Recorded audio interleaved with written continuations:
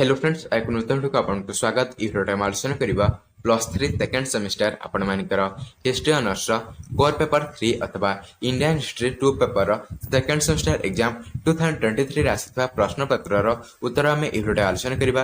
तो पूर्व आमे आ किछि यूनिवर्सिटी रो प्रश्न पत्र आलोचना करिसे जे माने वीडियो देखिनांती जाकी देखिनंतु।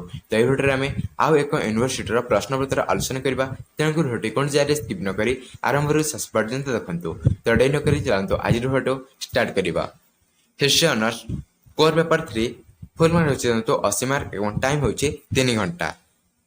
पार्ट 1 रे अछि तो ठीक उत्तर दे शून्य स्थान पूरण कर। पार्ट 1 रो प्रश्न नंबर 1 रे अछि ठीक उत्तर दे शून्य स्थान पूरण कर। प्रश्न नंबर 1 रे 12 टी शून्य स्थान पूरण कर प्रश्न रहछि एवं प्रत्येक प्रश्न मूल्य होछि 1 मार्क लेखाए। तो प्रश्न नंबर 1 रे अछि तो पाटलिपुत्र शहर देश राज्य रे अवस्थित थिला। पाटलिपुत्र शहर देश राज्य रे अवस्थित थिला। तो आपण उत्तर लिखिबे मगध। पाटलिपुत्र शहर मगध राज्य रे अवस्थित थिला। एतिक लिखला आपण माने 1 मार्क पाइ जे। तापर रचिंतु प्रश्न नंबर 2 रे भारत रो देश साम्राज्य रे महान चीन रो सिल्क पथ अतिक्रम करूथिला। तोहार सठिक उत्तर होछि कुषाण। तापर रचिंतु 3 रे रहछि भारतीय समाज रे देश वर्ण सबठारो निम्न थिला। भारतीय समाज रे देश वर्ण सबठारो निम्न थिला। तार सठिक उत्तर होछि शूद्र। शूद्र थिला सबठारो निम्न एवं ब्राह्मण थिला सबठारो उच्च रे। तापर रचिंतु प्रश्न नंबर डी रे देश वर्ष कलिंग युद्ध संगठित होइथिला। देश वर्ष कलिंग युद्ध संगठित होइथिला। तार सठिक उत्तर होछि ख्रीष्टपूर्व 261। ख्रीष्टपूर्व 261 रे कलिंग युद्ध संगठित होइथिला। तापर रचिंतु प्रश्न नंबर ई रे देश मसियारे कनिष्क सिंहासन आरोहण करिथिली। तोहार सठिक उत्तर होछि 78 ख्रीष्टाब्द। 78 ख्रीष्टाब्द रे कनिष्क सिंहासन आरोहण करिथिली।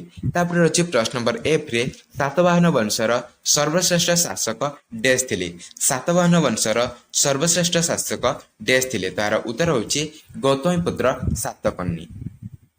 गौतमीपुत्र सातकर्णी। तापर रचिंतु प्रश्न नंबर जी रे रहछि देश वंश द्वारा जमीदान प्रक्रिया प्रथमे आरंभ होइथिला। देश वंश द्वारा जमीदान प्रक्रिया प्रथमे आरंभ होइथिला। तार सठिक उत्तर होछि गुप्त।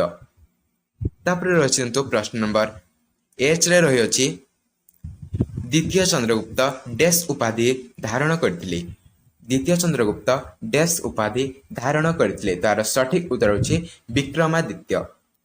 द्वितीय चंद्रगुप्त विक्रमादित्य उपाधि ग्रहण करिथिले।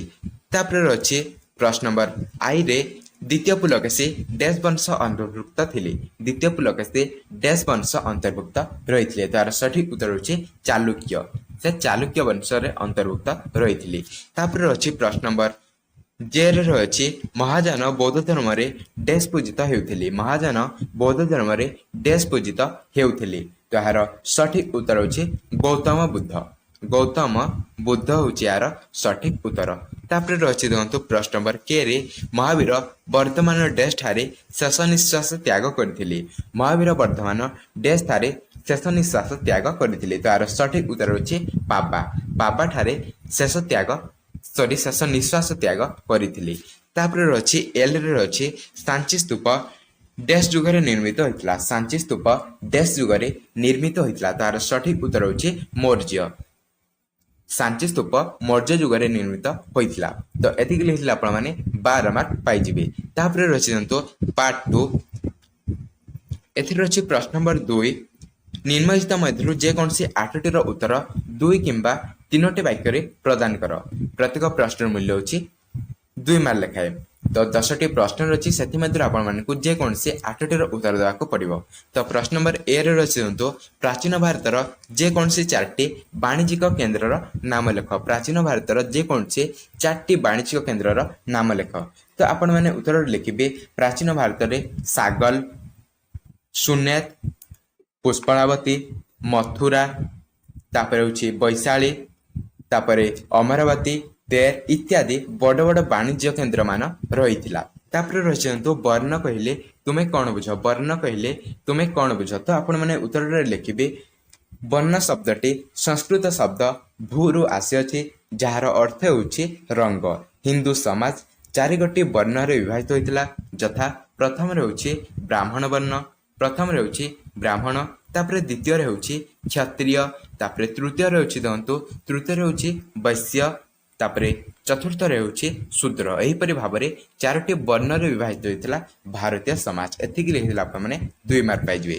तापर रचयंतु प्रश्न नंबर 3 रे चंद्रगुप्त मौर्यଙ୍କ द्वारा परास्त होइतबा मगधर शासकଙ୍କ नाम लेख।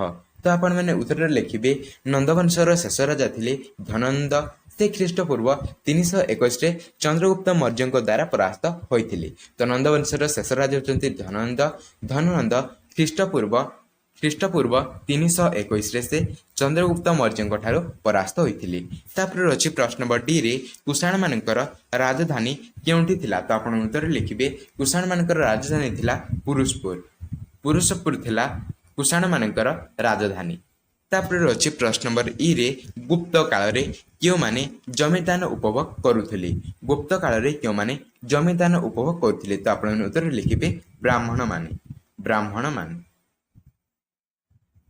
तापर रचयंतु प्रश्न नंबर एफ रे गुप्त शासन प्रकृति डैश थिला। गुप्त शासन प्रकृति डैश थिला। एही प्रश्न उत्तर आपण माने कमेंट बॉक्स रे दियंतु। तापर रचयंतु डी रे अछि हर्षंक साम्राज्यर राजधानी डैश थिला।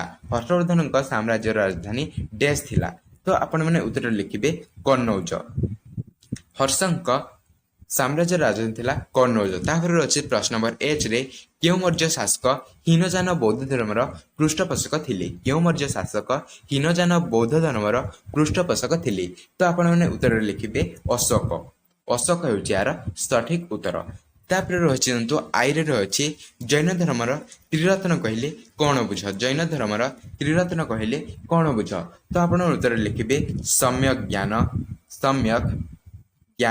तापर हेउछि दंतु सम्यक ज्ञान लिखिबे। तापर लिखिबे सम्यक चरित्र एवं तापर लिखिबे सम्यक विश्वास। ज्ञान चरित्र एवं विश्वास होछि जैन धर्मर त्रिरत्न।